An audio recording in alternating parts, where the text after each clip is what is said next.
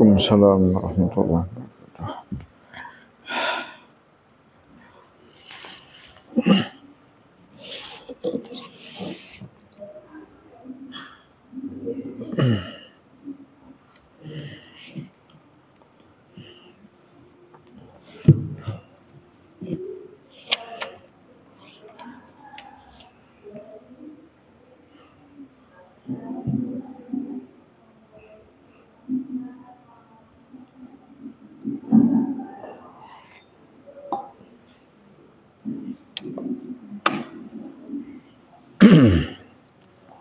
Baik Bapak Ibu yang dirahmati oleh Allah Subhanahu wa taala, karena sudah jam 5:05. Assalamualaikum warahmatullahi wabarakatuh.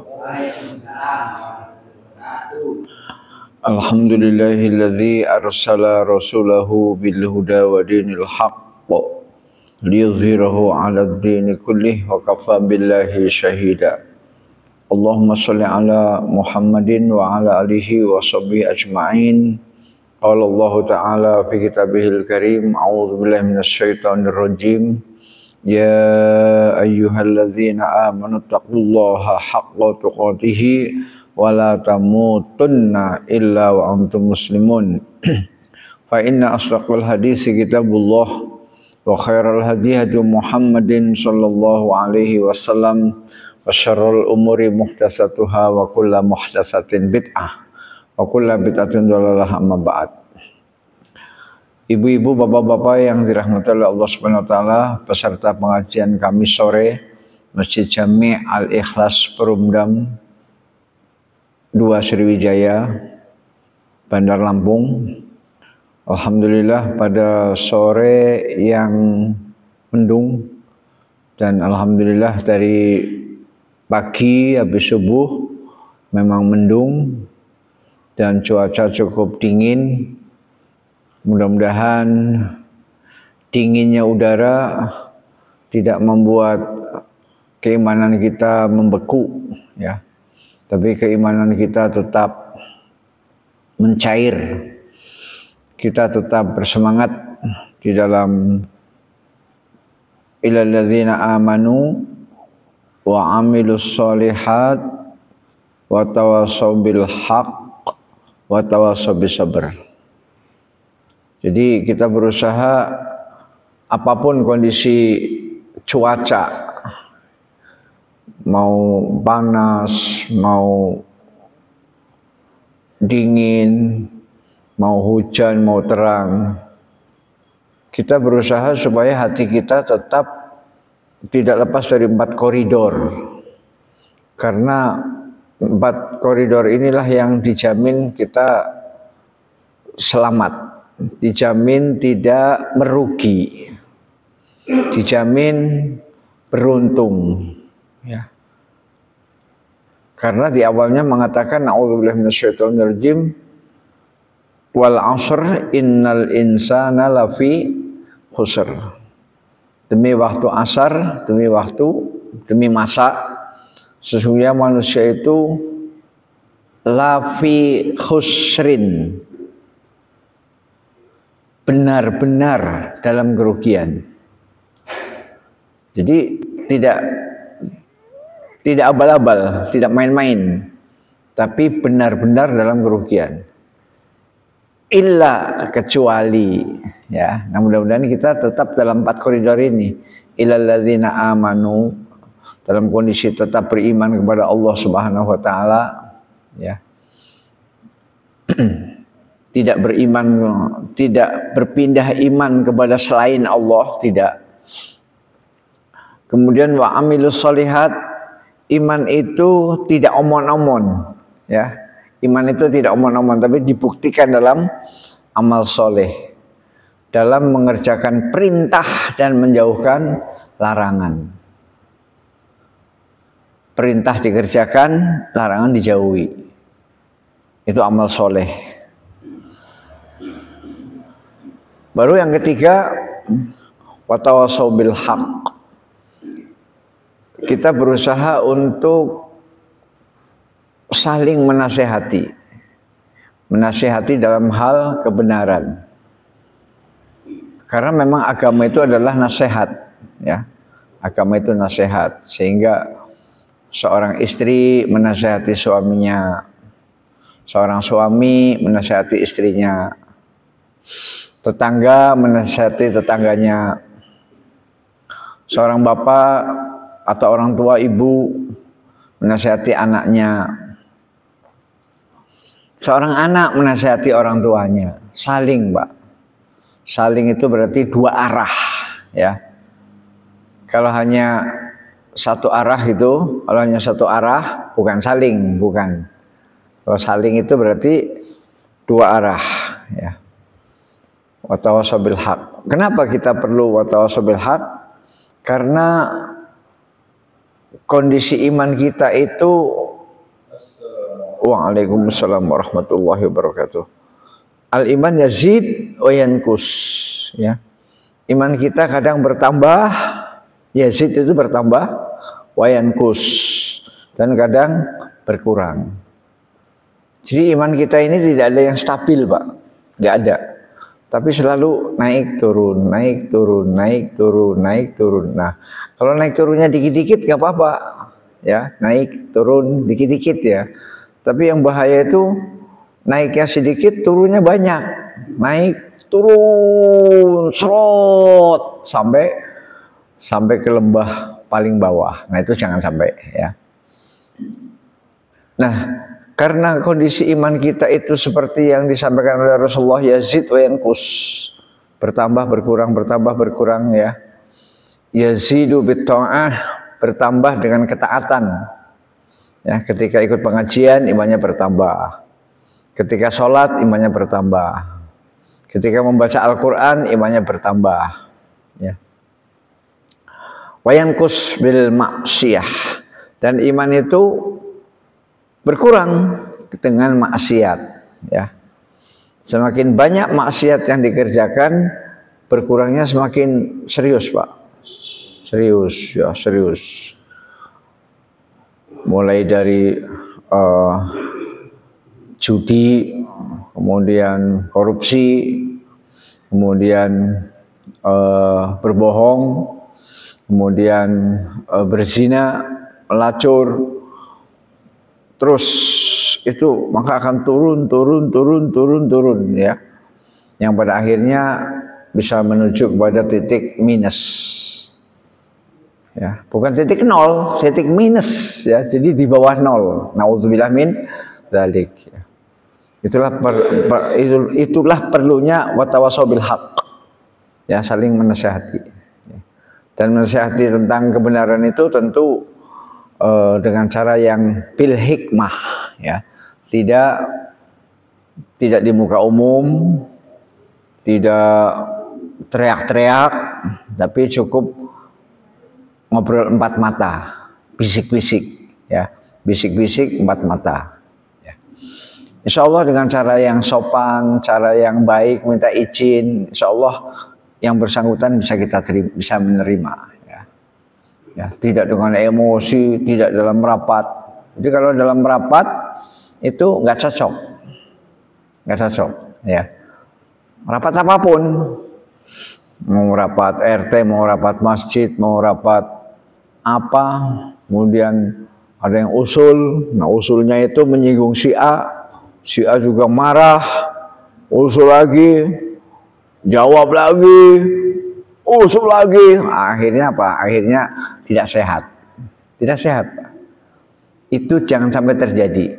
Kita hindari, ya. Jadi kalau kita dalam rapat itu ya hal-hal yang sifatnya teknis sajalah, ya.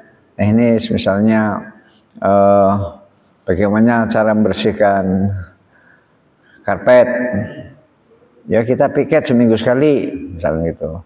Berhubung merpotnya sakit, yuk kita piket rame-rame. Jadi hal-hal yang teknis saja. Ya, jangan hal-hal yang sifatnya menyinggung seseorang. Ya. Itu watawasau bil haq. Dan yang terakhir watawasau bis sabr, dan senantiasa tausiah dengan penuh kesabaran. Ya, sabar. Insya Allah itu bapak-bapak, ibu-ibu, surat Al-Asr yang sering kita baca, terutama oleh Haji Muslim di waktu menjelang subuh ya, sebagai penutup pengajiannya. Wal asri innal insana lafi khusrin illal ladzina amanu wa amilus solihat wa tawassaw bil haqq wa tawassaw bis sabr. Baik, pada sore hari ini tidak lupa salawat dan salam semoga tercurah kepada Nabi besar Muhammad sallallahu alaihi wasallam. Juga untuk para sahabatnya yang mulia, para keluarga beliau, ahlul bait yang mulia, para tabi'in dan tabi'ut tabi'in, ya, serta pengikutnya yang istiqomah sampai akhir zaman.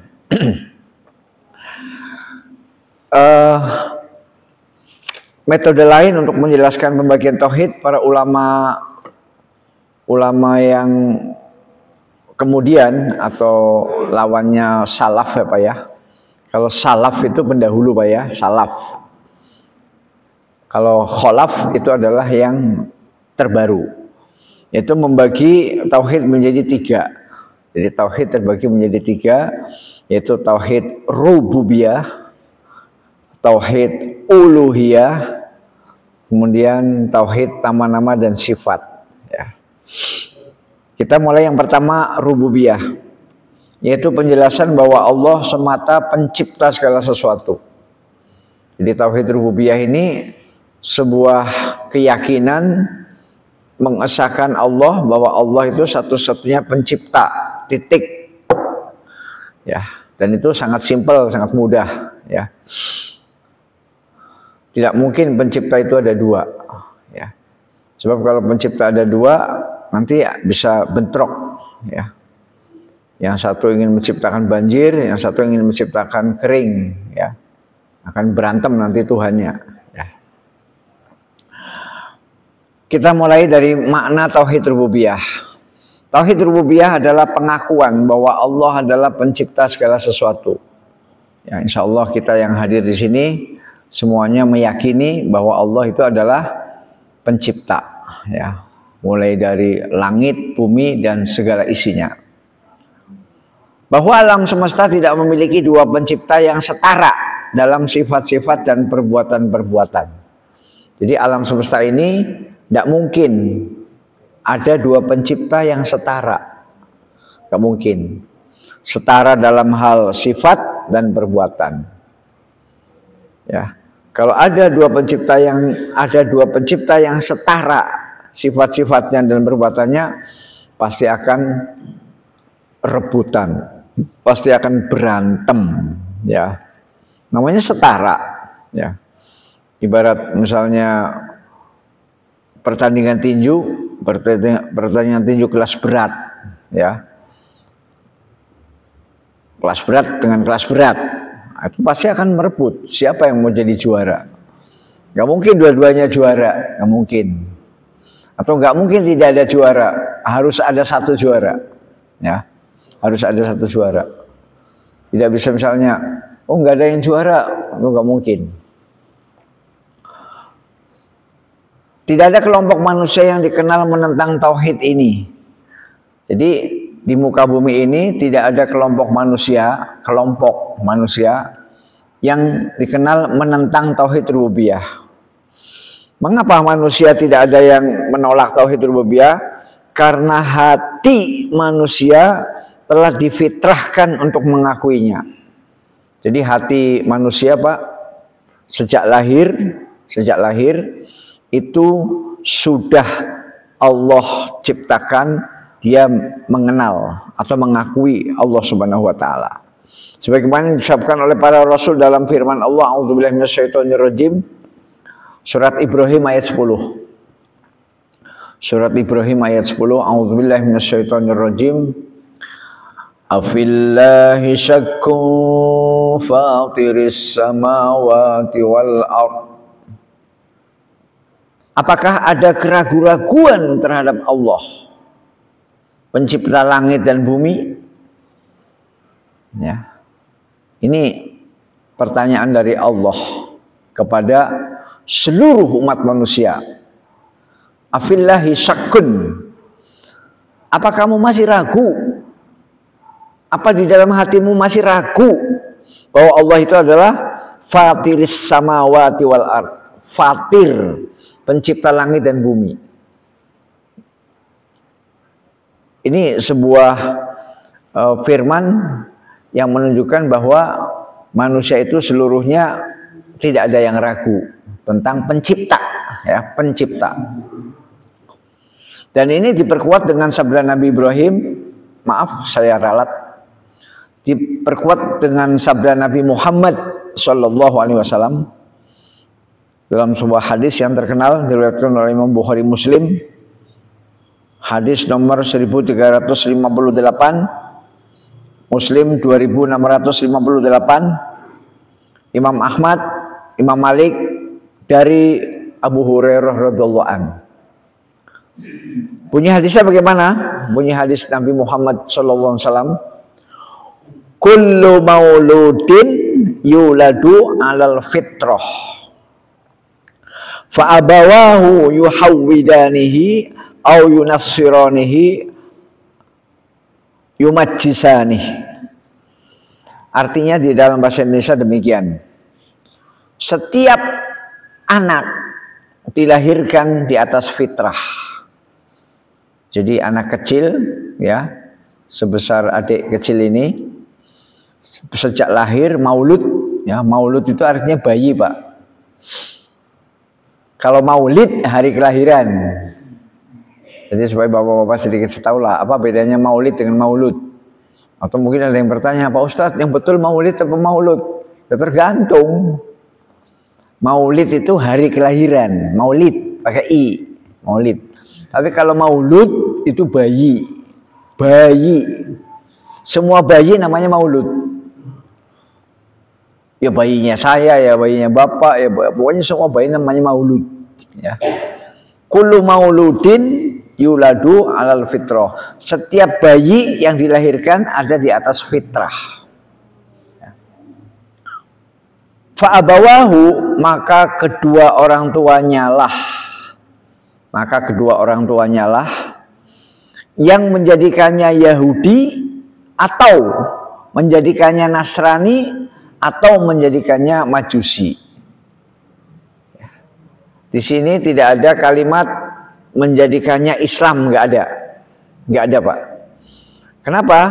Karena fitrah di sini maksudnya Islam, sudah mengenal Allah Subhanahu wa taala. Setiap anak, setiap bayi dilahirkan di atas fitrah, ya. Nah, ini kadang-kadang kita kalau akhir Ramadan kita nyebutnya zakat fitrah, itu sebenarnya keliru, Pak. Yang tepat itu zakat fitri, bukan zakat fitrah, ya. Nabi bersabda, faradallahu lakum zakatal fitri. Bukan zakatal fitrah, bukan zakatal fitrah, tapi zakatal fitri, ya. Beda, fitri dengan fitrah beda.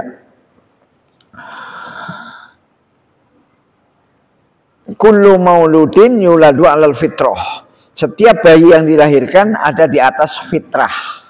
Ya, fitrah itu artinya dia sudah mengenal Allah, dia sudah bertauhid, sudah kenal Allah. Fa'abawahu, maka kedua orang tuanya lah yang akan membelokkannya menjadi Yahudi, membelokkannya menjadi Nasrani, atau membelokkannya menjadi Majusi. Disinilah pentingnya peranan orang tua. Disinilah pentingnya lingkungan. Ya. Jadi kalau misalnya ada seorang bayi kemudian bisa lahir di tengah-tengah raja hutan, ya, raja hutan, ya kalau dimakan ya berarti udah selesai tamat riwayatnya kan, Pak, selesai riwayat. Katakanlah di tengah-tengah gorila, katakanlah di tengah-tengah gorila atau di tengah-tengah beruk, ya, atau monyet atau simpanse, nah, itu nanti dia akan berubah, ya. Dia nggak seperti kita lagi. Cara loncatnya, cara jalannya itu udah ngikutin cara loncat, cara jalan, cara menggantung, ya, monyet, ya. Karena ngikutin lingkungan, Pak. ngikutin lingkungan. Ya, dia nggak bakal kenal apa namanya Perumdam 2 Sriwijaya, nggak bakal kenal, ya. Apalagi kenal artis-artis Perumdam itu nggak bakal kenal, ya. Iya, nggak bakal kenal, ya. Yang dikenal itu ya, wow, ya, yang ada di hutan itu. Bagaimana cara jalan, cara loncat, cara kabur, cara macam-macam, ya. Jadi orang tuanya lah yang akan membelokkannya menjadi Yahudi, Nasrani atau Majusi. Dan tidak mungkin dikatakan maka di sini bahwa anak dilahirkan dalam keadaan bersahaja, tidak mengetahui tauhid dan syirik berdasarkan nasab dan nabi yang beliau riwayatkan dari Tuhan beliau. Gak mungkin, ya. Sebab dalam hadis lain Nabi bersabda, hadis riwayat Muslim, khalaqtu ibadi hunafa fajtalatshumus syayatin. Ini hadis lain, Pak, ya, hadis lain.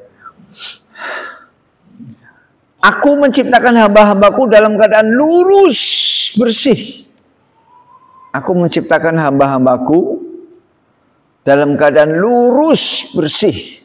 Jadi setiap bayi yang dilahirkan itu hunafa, lurus, bersih. Itulah fitrah. Itulah fitrah, ya. Fajtalatshumus syayatin. Lalu para setan membelokkan mereka, ya.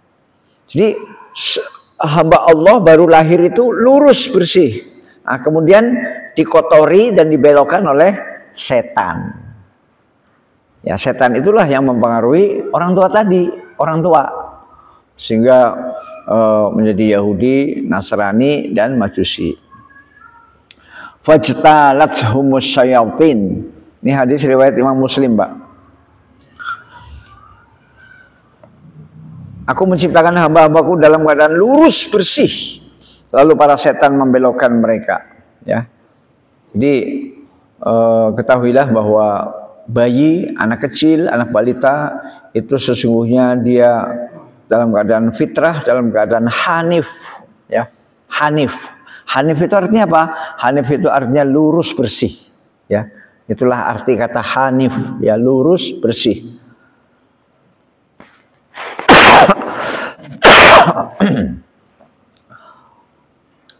Sehingga cocok dengan hadis tadi, kan. Dalam hadis yang kedua ini yang membelokkan adalah setan. Dalam hadis yang pertama tadi orang tua, ya. Sehingga orang tua yang bekerja sama dengan setan membelokkannya menjadi Yahudi, Nasrani, dan Majusi. Orang tua yang bekerja sama dengan setan, ya. Makanya kalau orang tua itu ngerti agama, dia nggak mau bekerja sama dengan setan, ya. Dia akan berusaha menjaga cucunya, bayinya, anaknya supaya tetap dalam keadaan hanif, dalam keadaan fitrah. Selanjutnya orang yang paling kesohor memperlihatkan pengingkarannya terhadap pencipta dan penentangannya di bidang ini adalah Fir'aun. Orang yang paling kesohor, yang paling terkenal di dunia ini, memperlihatkan pengingkarannya dengan sebuah ayat. Salah satu ayatnya dalam Al-Quran disebutkan, Fir'aun mengatakan, Ana rabbukumul a'la. Saya adalah Tuhanmu yang maha tinggi. Saya adalah Rob kamu yang maha tinggi. Itu Fir'aun. Bahkan dalam sebuah pidato kenegaraan, Fir'aun itu nanya kepada rakyatnya, wahai rakyatku sebangsa dan setanah air, apakah Anda melihat ada Tuhan lain selain aku? Coba kalian pikirkan, kalian renungkan, apa kalian menemukan ada Tuhan lain selain aku? Enggak ada, kan? Iya, nggih. Nah, itulah. Saya masyarakat Mesir, jadi nggak bilang nggih, bilangnya apalah, saya nggak tahu. Jadi retorika dari Fir'aun dalam pidato kenegaraannya mengatakan seperti itu. Aku tidak melihat ada Tuhan lain bagimu selain aku. Betul nggak? Betul nggak? Nggih. Nah, itu ya. Jadi artinya Fir'aun itu adalah manusia yang paling populer yang menentang adanya Allah Subhanahu wa taala. Padahal, nah ini padahalnya Pak. Kalimatnya yang paling penting padahalnya ini. Padahal dia meyakini dalam hatinya sebagaimana yang Nabi Musa alaihissalam katakan kepadanya. Jadi Fir'aun itu mengatakan tidak ada Tuhan itu hanya di mulut. Hanya di mulut. Hanya di mulut. Mengatakan bahwa oh enggak ada Tuhan. Tuhan itu ya saya. Itu hanya di mulut. Padahal hatinya mengakui pencipta alam semesta ini adalah hanya Allah Subhanahu wa taala. Kita lihat surat Al-Isra ayat 102. Surat Al-Isra. Surat Bani Israel ayat 102. A'udzubillahi minasyaitonirrajim. Laqad 'alimta ma anzala haula'i illa rabbus samawati wal ardi basair.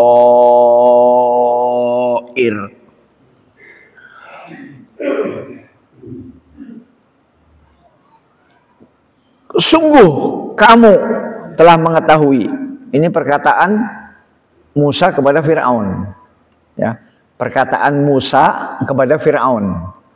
Ya, karena Fir'aun itu berkali-kali kan suruh beriman nggak mau. Dan diuji Allah macam-macam. Ada diuji dengan darah, dengan katak, dengan musim paceklik, segala macam lah. Sampai dia berkali-kali berbohong. Memang sudah menjadi watak Fir'aun itu, pembohong itu. Musa, sini. Tolong doakan kepada Tuhanmu. Ah, kan begitu. Kalimatnya begitu. Supaya musibah ini hilang. Nanti kalau musibah ini hilang, saya beriman kepada kamu. Saya beriman kepada Tuhan kamu. Akhirnya Nabi Musa berdoa kan. Nah, kemudian hilanglah musibah itu. Satu persatu. Nah, pas musibahnya hilang, Fir'aun nggak mau beriman kepada Nabi Musa, nggak mau beriman kepada Allah Subhanahu wa taala. Akhirnya datang lagi musibah berikutnya. Pokoknya silih berganti Pak, silih berganti. Mulai dari katak, darah itu ya semua minuman jadi darah Pak. Semua aqua gelas itu jadi darah semua. Pas mau minum, wah darah. Pas minum, darah. Banyak sekali musibahnya. Setiap kali musibah pasti Musa dipanggil, Musa sini. Tolong doakan kepada Tuhanmu supaya musibah ini hilang. Kalau musibah ini hilang, saya akan beriman kepadamu. Ternyata Nabi Musa berdoa, kemudian hilang musibahnya, gak mau beriman. Terus, ya, musibah belalang, musibah katak segala macam. Artinya di sini Nabi Musa mengatakan laqad alimta ma anzala haula'i illa rabbus samawati wal ardi basair. Sungguh kamu telah mengetahui bahwa tidak ada yang menurunkan mukjizat-mukjizat itu kecuali Tuhan yang memelihara langit dan bumi sebagai bukti-bukti yang nyata. Jadi Nabi Musa mengatakan, kamu tahu. Fir'aun, kamu itu tahu mukjizat ini kan tidak ada lain kecuali dari Allah, bukan dari saya. Saya manusia biasa, apalagi dari kamu enggak. Kamu minta tolong saya kok, kamu minta tolong saya supaya saya berdoa kepada Allah. Jadi kamu tahu bahwa yang menurunkan mukjizat itu adalah Allah yang memelihara langit dan bumi sebagai bukti-bukti yang nyata. Kamu tahu, kata Musa kepada Fir'aun. Ya. Laqad alimta ma anzala haula'i illa rabbus samawati wal ardi basair. Sesungguhnya kamu telah mengetahui bahwa tidak ada yang menurunkan mukjizat-mukjizat itu kecuali Tuhan yang memelihara langit dan bumi sebagai bukti-bukti yang nyata. Surat Al-Isra ayat 102. Diperkuat dengan surat An-Naml ayat 14. Surat An-Naml, An-Naml itu semut Pak ya, semut. Surat An-Naml ayat 14. A'udzubillahi minasyaitonirrajim. Wa jahadu biha wastaiqanatha anfusuhum zulman wa uluwa. Dan mereka mengingkarinya karena kelaliman dan kesombongan mereka, padahal hati mereka meyakini kebenarannya. Padahal hati mereka meyakini kebenarannya. Ya. Jadi artinya perkataan Fir'aun bahwa Tuhan nggak ada, Tuhan itu saya, itu hanya di mulut Pak, hanya di mulut, dan itu adalah karena zulma wa uluwa, karena kezaliman dan kesombongan. Jadi karena kezaliman dan kesombongan itulah dia mengatakan bahwa nggak ada Tuhan, nggak ada Tuhan, Tuhan saya. Nah itu. Jadi dia ngomong dengan penuh sombong dan penuh kezaliman. Tapi dalam hatinya mengakui, padahal hati mereka meyakini kebenarannya. Jadi para jamaah sekalian, tidak ada kelompok manusia di muka bumi ini yang menolak bahwa alam semesta ini pencipta hanya satu, ya, pencipta hanya satu. Menurut versi Islam adalah Allah Subhanahu wa Ta'ala. Dari berbagai aliran manusia, maksudnya dari berbagai paham, aliran paham, tidak diketahui ada yang berkata bahwa alam semesta ini memiliki dua pencipta yang setara dalam sifat-sifat dan perbuatan, ya. Baik itu aliran sanawiyah, aliran manawiyah, dan lain-lain. Aliran sanawiyah, biar tahu saja Pak sedikit coba ya. Sanawiyah adalah aliran yang berkeyakinan dua perkara azali. Mereka berkata bahwa cahaya dan kegelapan adalah azali dan kodim. Keduanya sama-sama kodim, tetapi keduanya berbeda dalam beberapa hal. Di antaranya wujud, tabiat, perbuatan, dan ruang. Ya. Jadi suatu aliran yang mengatakan bahwa Tuhan itu gelap dan terang, ya, gelap dan terang. Ini termasuk aliran di kalangan Majusi, ya. Majusi itu penyembah api, ya. Kemudian Manawiyah adalah orang-orang yang mengikuti Mani' bin Fatik yang muncul pada zaman Sabur bin Ardashir. Dia menciptakan sebuah agama di antara Majusi dan Nasrani. Dia menciptakan agama, Pak. Jadi agama itu bisa dibuat-buat antara Nasrani dan Majusi, ya, antara Nasrani dan Majusi. Dia mengakui kenabian Isa alaihissalam, dia mengakui Nabi Isa, dan mengingkari kenabian Musa alaihissalam. Kan lucu, Pak. Nabi Isa diakui, Nabi Musa no. Ya, itulah yang disebut dengan aliran Manawiyah. Ya. Dia berkeyakinan bahwa alam tercipta dari dua unsur. Alam tercipta dari dua unsur, yaitu cahaya dan gelap. Alam tercipta dari dua unsur, yaitu cahaya dan gelap. Keduanya azali, selalu dan senantiasa. Ya, jadi hampir sama ini antara Sanawiyah dan Manawiyah. Nah, demikian juga orang-orang Nasrani, mereka berkeyakinan bahwa pencipta alam semesta ini satu, ya, satu. Terserahlah mereka mau nyebut apa mau nyebut Tuhan Bapa atau mau nyebut Yesus, terserah. Pokoknya yang mereka akui satu, pencipta alam semesta ini. Ya. Nah, kita tidak membahas itu, Yang dimaksud di sini tidak ada aliran yang menetapkan bahwa alam ini punya dua pencipta yang setara. Dan bersama itu banyak kalangan dari penganut ilmu kalam dan filsafat berlelah-lelah dalam menetapkan dan membuktikan kesimpulan ini. Jadi sebenarnya ini nggak usah terlalu capek, Pak, ya, untuk menciptakan bahwa pencipta itu hanya satu, nggak mungkin dua. Yang masyhur, yang terkenal di kalangan para pemikir atau ahli ilmu kalam, para filsuf, ya, para filsuf, ahli ilmu kalam itu filsafat, ya, adalah menetapkan melalui argumen saling tidak memungkinkan, yakni bila alam semesta ini memiliki dua pencipta, saat keduanya berselisih,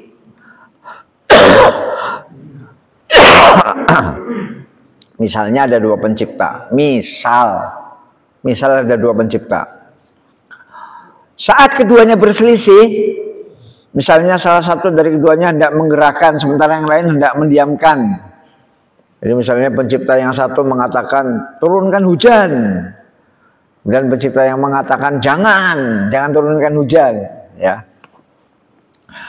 Misalnya salah satu dari keduanya hendak menggerakkan sementara yang lain hendak mendiamkan, atau salah satu dari keduanya ingin menghidupkan sementara yang lain ingin mematikan. Misalnya Tuhannya dua, misal. Kemudian Tuhan yang satu mau mematikan si A, mau mencekek. Kemudian Tuhan yang satu lagi mau menghidupkan. Apa yang terjadi? Hanya ada tiga kemungkinan. Hanya ada tiga kemungkinan. Kalau seandainya pencipta alam ini ada dua, ya, ini teorinya ahli filsafat, Pak. Kemungkinan pertama, keinginan keduanya tercapai. Yang ingin mematikan dengan yang ingin menghidupkan tercapai semuanya, dua-duanya tercapai. Itu kemungkinan pertama.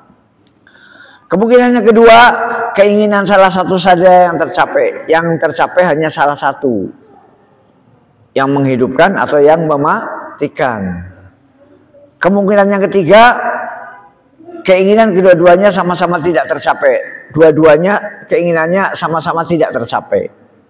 Nah, dari sini para ahli ilmu kalam, ahli filsafat mengatakan yang pertama mustahil, karena ia berarti menyatukan dua hal yang bertentangan. Mustahil, ya. Dua pencipta itu sama-sama berhasil. Yang satu mematikan, yang satu menghidupkan. Mustahil. Gak mungkin dua hal yang bertentangan itu bersatu. Gak mungkin. Gak mungkin. Yang ketiga juga mustahil. Karena itu berarti sesuatu tidak bergerak dan tidak diam. Dan ini tidak mungkin. Di samping berarti keduanya sama-sama lemah dan yang lemah bukan Tuhan. Ya. Jadi kalau misalnya dua Tuhan, yang satu ingin mematikan, yang satu ingin menghidupkan, sama-sama ngalah gitu. Kalau sama-sama ngalah berarti bukan Tuhan. Tuhan itu nggak ada yang ngalah, nggak ada yang ngalah. Ya.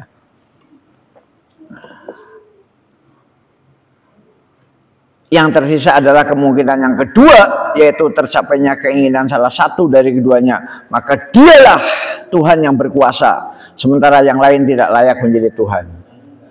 Jadi kalau ada dua Tuhan, ada dua penguasa, kemudian ingin berbuat terhadap satu objek yang sama, yang satu ingin mematikan, yang satu ingin menghidupkan, yang satu ingin matahari bersinar, yang satu ingin matahari padam, itu kemungkinannya hanya satu, yaitu salah satu dari dua pencipta itu, salah satu akan menang dan salah satu akan kalah. Nah, yang kalah bukan Tuhan, yang menang jadi Tuhan.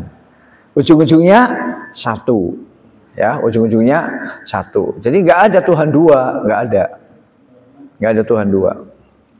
Nah, ini kajian dari ilmu filsafat seperti itu, Pak, ya, bahwa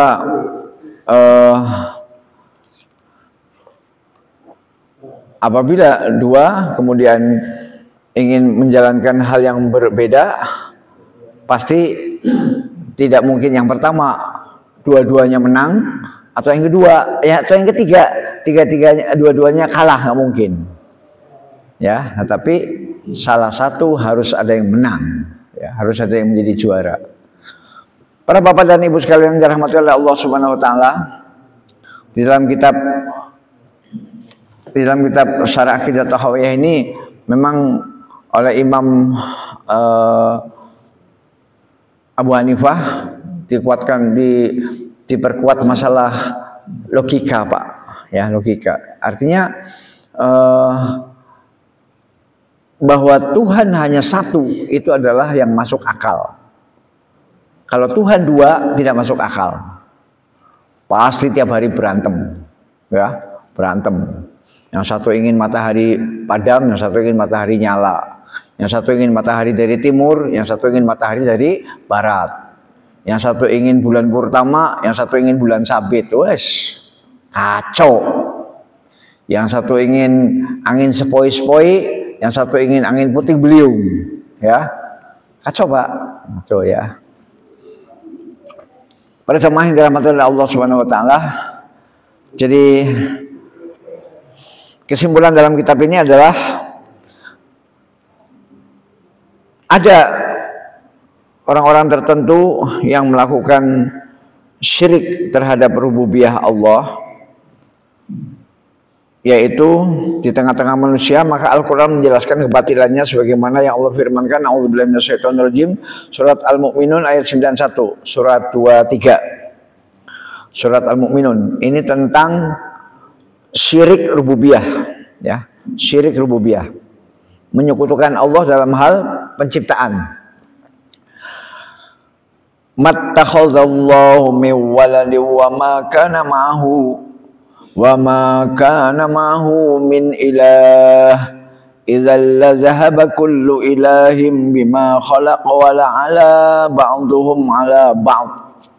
Artinya Allah sekali-kali tidak mempunyai anak. Jelas, Pak, ya? Allah sekali-kali tidak mempunyai anak.